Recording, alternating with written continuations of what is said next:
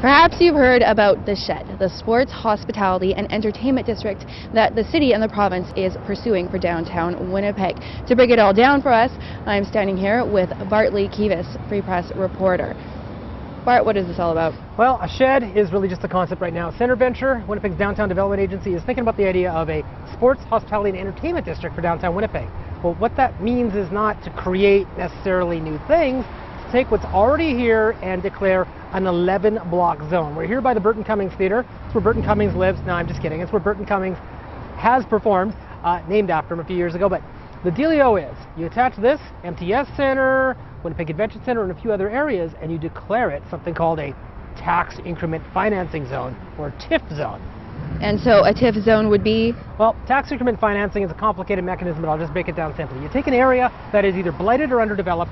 If you're a property developer or owner rather in there and you improve your property, you get hit with the higher taxes that result from a higher property tax assessment. But the city turns around and says, you know what, let's take that extra money you pay and let's do something else with it. So for the downtown housing incentives, that money is actually given back to the developers as a grant. In this shed, they're talking about using some of that money, not giving it back to the developers, but spending that money on improving the immediate area.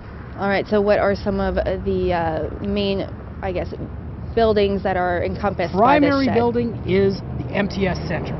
Of course, the MTS Centre at the corner of Portage Avenue and Donald in downtown Winnipeg. MTS Centre, built in 2004, one of the busiest concert entertainment venues in North America, home to the Manitoba Moose, owned by True North Sports and Entertainment primarily, and they are owned by the Chipman family of Winnipeg.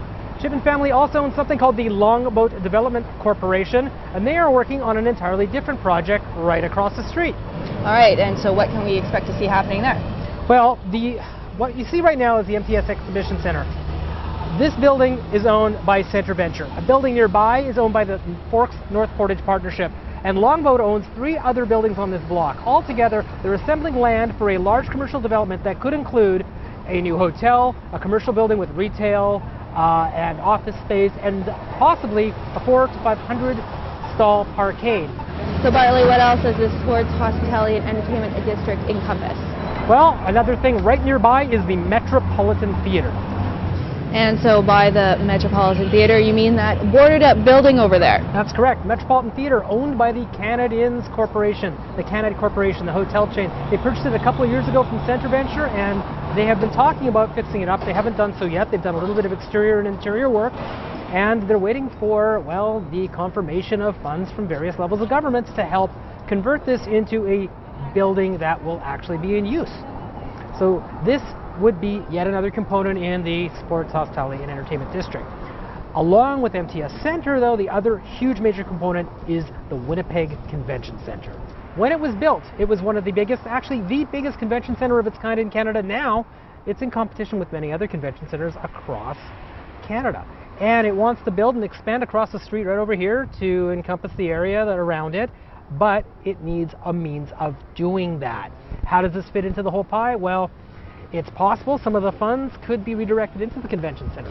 So how different could this downtown look, say 10 years from now, 15 years from now, if this shed and the TIF go through? I think the shed and the TIF are a great idea, and what it might do is improve this immediate area. However, let's go big picture here. The key to downtown Winnipeg's health is always more housing, more people living here.